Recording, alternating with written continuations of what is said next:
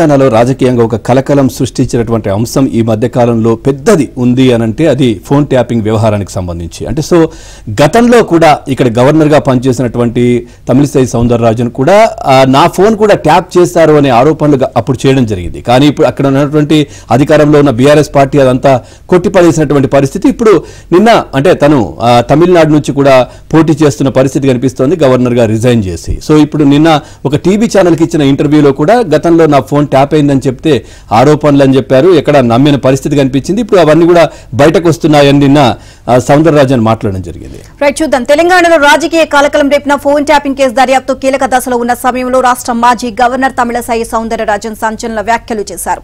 తాను తెలంగాణ గవర్నర్ గా ఉన్న సమయంలో తన ఫోన్ ట్యాపింగ్ కు గురైందని పేర్కొన్నారు. తన ఫోన్ ట్యాప్ అవుతుందని 2022లోనే తొలిసారి ప్రకటించానని, కానీ అప్పటి రాష్ట్ర ప్రభుత్వం రాజకీయ ఆరోపణలు అంటూ విషయాన్ని పక్కదారి పట్టించింది అని గుర్తు చేశారు. బీజేపీ తరపున తమిళనాడు నుంచి లోక్సభ ఎన్నికల బరిలో నిలిచిన తమిళసై ఓ మీడియా సంస్థకు ఇచ్చిన ఇంటర్వ్యూలో ఈ వ్యాఖ్యలు చేశారు. ఫోన్ ట్యాపింగ్ విషయంలో తాను గతంలో చేసిన వ్యాఖ్యలు నిజాలేనని ప్రస్తుతం జరుగుతున్న దర్యాప్తుతో స్పష్టమవుతోంది అని తమిళసై పేర్కొన్నారు.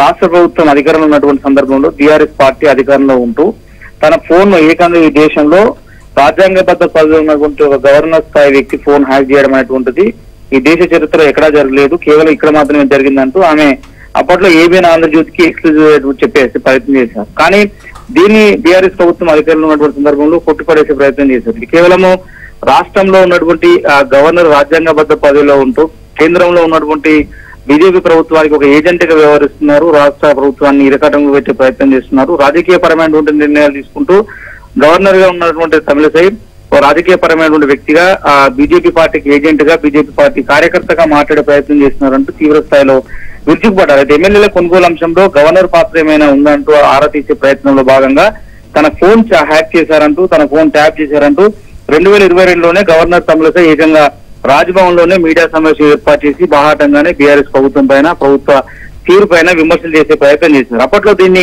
బీఆర్ఎస్ ప్రభుత్వం చాలా తీవ్రంగా ఖండించింది, కొట్టివేసేటువంటి ప్రయత్నం చేసింది. రాష్ట్ర ప్రభుత్వం బదనం చేసేందుకే తమ గవర్నర్ తమిళసై ఇలాంటి వ్యాఖ్యలు చేస్తున్నారంటూ అప్పట్లో బీఆర్ఎస్ మంత్రులు, బీఆర్ఎస్ ప్రభుత్వం, బీఆర్ఎస్ లో ఉన్నటువంటి కీలకమైనటువంటి నేతలు కొట్టివేసే ప్రయత్నం చేశారు. కానీ ఇప్పుడు కాంగ్రెస్ ప్రభుత్వం అధికారంలోకి వచ్చిన తర్వాత ఫోన్ ట్యాగింగ్ వ్యవహారం అనేది మరోసారి హాట్ టాపిక్ గా మారింది. అప్పట్లో ప్రతిపక్ష హోదాలో ఉన్నటువంటి రేవంత్ రెడ్డి కావచ్చు, ఇతర ప్రతిపక్ష నాయకులు కావచ్చు, లేదంటే వ్యాపారవేత్తలు, సినీ ప్రముఖులు, ఇలా ఎవరైనటువంటి అంశంలో సంబంధం లేకుండా కేవలం అధికారాన్ని దుర్వినియోగం చేయడంతో పాటుగా అధికారాన్ని అడ్డుపెట్టుకుని బీఆర్ఎస్ పార్టీ నేతలు విచ్చలవిడిగా ఫోన్ ట్యాపింగ్ వ్యవహారానికి తెలియపారు. ఇదే అంశంలో కొంతమంది పోలీసు ఉన్నతాధికారులను అరెస్ట్ చేసి రిమాండ్ లో ఉంచారు. వారిని విచారిస్తున్నారు. వారు విచారించేటువంటి సందర్భంలో వచ్చేటువంటి వివరాల ఆధారంగా భవిష్యత్తులో మరికొంతమంది బీఆర్ఎస్ పార్టీ నేతలపైన చర్యలు తీసుకునే అవకాశం అయితే కనిపిస్తుంది. సో ఇప్పటికే ఇటు గవర్నర్ తమిళసై రాష్ట్రంలో ఉన్నటువంటి తన పదవికి రాజీనామా చేసి తమిళనాడు నుంచి ఆమె రాజకీయాల్లో యాక్టివ్ గా పార్టిసిపేట్ చేస్తూ చేసిన కామెంట్స్ ఏవైతే ఉంటాయో ఇవాళ జరుగుతున్నటువంటి విధానానికి మరింత బలం చేకూర్చే విధంగా ఉన్నట్లు ప్రచారం అయితే జోరుగా సాగుతుంది. Right, thank you Rajesh, thanks for the updates.